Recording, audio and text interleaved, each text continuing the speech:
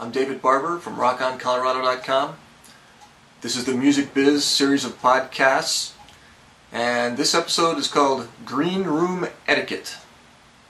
You know, a lot of new band members are excited when they finally get to play in a venue that has a green room.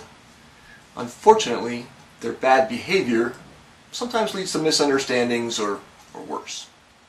Inappropriate use of the green room can leave a bad impression with the venue owners, the booking agents, the other bands, band managers, and employees of the venue.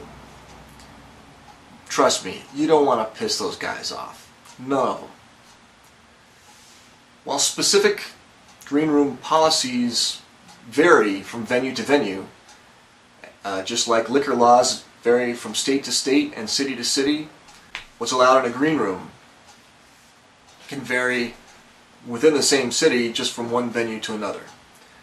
So it's always a good idea to check first before you do anything that you think might be questionable. Alright? Here's a few simple rules that should keep you out of trouble most of the time. Alright? First, what is the green room for? The green room is simply a place away from the main room where you can change your clothes, tune your guitar, leave your valuables when you go on stage, you know, prepare for the show, and leave stuff there during the show. That's all it's for. Nothing else. Okay? What is it not for? Okay, it's not a place to hang out after the show for smoking pot, snorting coke, or anything else illegal. It's not for sex. It's not for drug deals. It's not for parties. And it's not okay to trash the green room just because you think you're a rock star now. It's not. Trust me. And you're not a rock star either. Who can come into the green room? Well, usually it's okay to bring in your spouse or your significant other, girlfriend, boyfriend, whatever it is. And that's okay. But it's not okay to bring your girlfriend's 6 friends or the 3 hot chicks that you met at the bar or your brother's uncle's cousin from out of town. Just leave them upstairs in the main room. Tell them you'll be back in a few. Okay? If your bandmates or members of another band who may be sharing that green room are down there trying to work the kinks out of a new song or something, your drunk ass girlfriend isn't going to be much help. So when do you use the green room? Okay? You use it before your set. 30 to 60 minutes before your set. That's plenty of time. You don't need to be there 3 hours before you go on. You don't need to be there after your set for any longer than it takes you to pick up your stuff and clear out. Okay? A lot of times a green room is shared. I work in a venue where we commonly have 4 or 5 bands a night perform. We have a green room with 2 small rooms. Well, you know, if one 9-piece horn section with male and female members needs the green room, okay, they're going to need both rooms because the girls got to change their clothes and the guys got to get their gear together. You know, where are the other 4 bands supposed to hang out? Well, they're supposed to hang out in the main room. Alright? This particularly goes for when you're on stage. There is no excuse for any member of your entourage or party to be hanging out in the green room, partying it up, while you're on stage throwing what's supposed to be a party. Okay? Remember that one. Now, one thing to remember is you want to be courteous to the venue. Alright? If you bring it into the green room, please bring it out. Okay? Or if it's trash, throw it away. There's usually a trash can in there. You know, using random whatever for an ashtray doesn't go over well, especially in a non-smoking venue. You understand? Yeah. Broken guitar strings, empty beer bottles, all that kind of crap.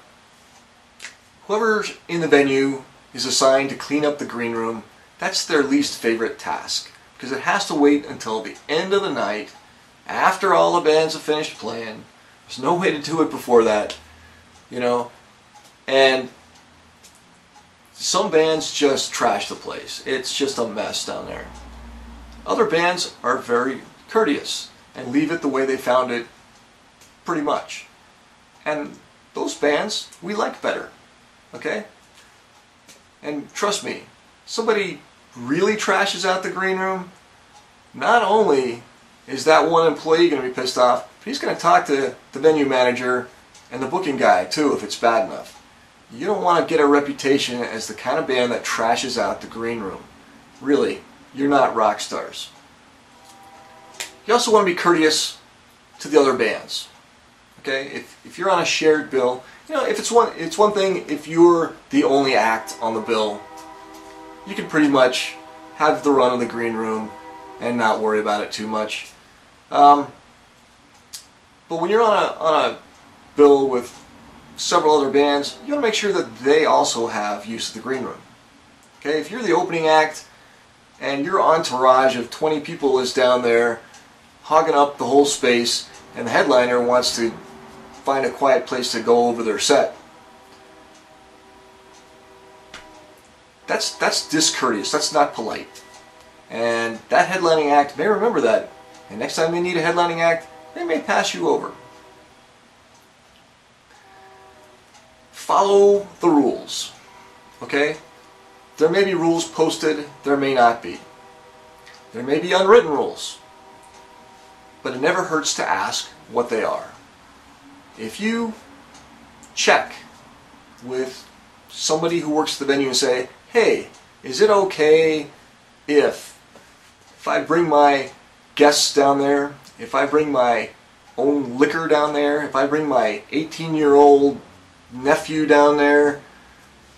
In a lot of places, some of that might be okay, some of it might not. Whatever the venue sets the rules at, though, follow them. The last thing you want is to violate the rules that are very clearly stated. Then you're in trouble. If you do accidentally violate a rule, like particularly an unwritten rule that you didn't know about, apologize. Try to make it right if possible.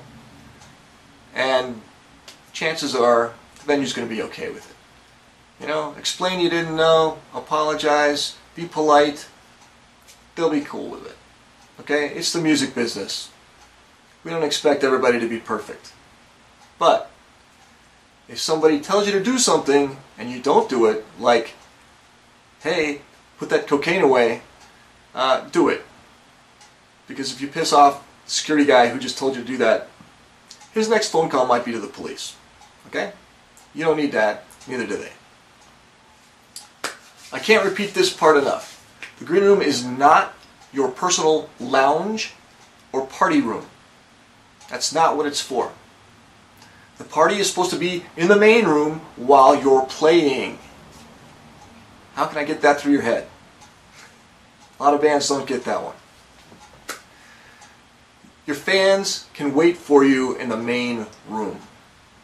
Okay? And if you need to party after your set, maybe you're an earlier band on the list, that's okay. There's a thing, or even if you're the headliner, if you want to party afterwards, throw an after party. There's venues that love after parties, or you can do it at home. There's plenty of places to do an after party that are not the green room, okay? Because somebody who's probably been working for 8 hours straight and has been there all night and really wants to go home has to wait for you to get yourself and all your stuff and all your people out of the green room before he can clean it up and go home himself. Okay? Trust me, I've been there. It's no fun. Here's a few real life stories, things that have happened to me where I work. There was a reggae band this one time. They gave out tickets to their fans. They were supposed to not only get them into the venue for free, but get them into the party in the green room as well. Well, they hadn't cleared any of that with the venue beforehand, so we charged their fans to get in, and we banned them from the green room. That was fun. There was a rock band who brought a marijuana vaporizer into the green room. Well, you know, even if you've got your medical marijuana thing, you know, if it's legal for you to get high, that's fine, but bringing the vaporizer into a non-smoking venue is not fine. Okay, sure, it's a vaporizer, it's not smoke. Fine. It's still against the law. The venue is more concerned with its liquor license than it is with your happiness or contentment. If you do anything illegal in the green room, we could lose our liquor license. Don't do anything illegal in the green room, please. That particular band put more effort into getting high than they did into bringing any fans to see them that night. They were never booked again. There was a national act that brought 40 or so friends and relatives and whatnot, and had them all hanging out in the green room all night long. They were still there at 3 in the morning, long after we'd closed the bar, close at 2, and had to go down there and yell at them, "Get out of here so we can go home." We don't want to have to do that. Don't invite people you don't know down there. Another problem that can happen is security in the green room. If you want to leave your valuables, you know, maybe your spare guitar, your strings, or some people want to leave their wallets or laptops in the green room. Women want to leave their purses somewhere. If you leave that in the green room and there's a bunch of people down there you don't know and something goes missing, not much then you can do about it, is there? Don't invite those people down that you don't know. There was a band we caught smoking, snorting coke in the green room, as I mentioned earlier. I told them, get rid of that stuff right now. And I left the green room, and I came back 5-10 minutes later, they were still snorting coke. I threw them out on their asses. They were never booked there again. They're lucky I didn't call the police. And then there's the bands who want to put up their stickers and draw on things. Band that wrote their name on the lampshade, on the lamp in the green room. Why? I don't get that one. It's just a lampshade, not too big a deal. But then other bands started doing it and that lampshade got trashed in no time. Is the venue going to clean that up or fix it? No. There's just going to be a trashed out freaking lampshade in the green room until the rest of the lamp breaks. Here's a good one. Okay, the green room where I work is in a basement area.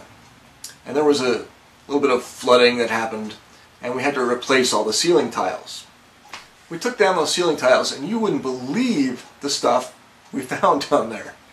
There was, you know, the stuff you'd expect, you know, little stash things and crack pipes and marijuana pipes and other sorts of things like that you might expect someone would hide. But there was candy bars and trash and broken cymbals, all sorts of crap. If you're going to stash something in the green room and hide it, please go back and get it that night, because you never know when something's going to happen, and you know, whoever belonged to any of that stuff, if they wanted it, it was gone, long gone. And they never got it back because we didn't know who they were, and we wouldn't have gave it to them if we did. Okay? So, there's some tips for using the green room appropriately. I hope you found that useful. We got more videos. We got audio podcasts. And most of this stuff is also in text online at rockoncolorado.com. Thanks for watching. Have a good one.